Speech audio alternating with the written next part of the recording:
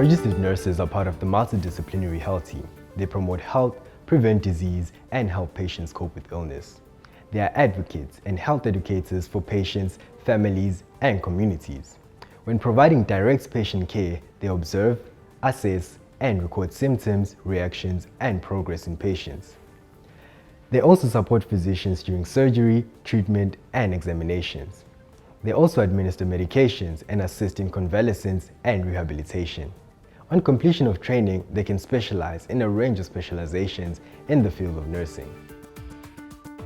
The Bachelor of Nursing is a 4-year, competency-based, community-oriented program which leads to registration as a general nurse and midwife with the South African Nursing Council.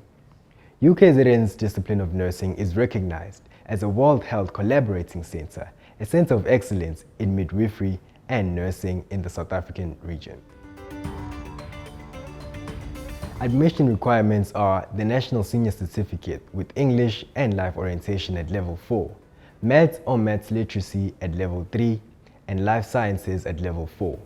We only consider applications if it is first choice only. The points required are 30 to 48 points excluding Life Orientation.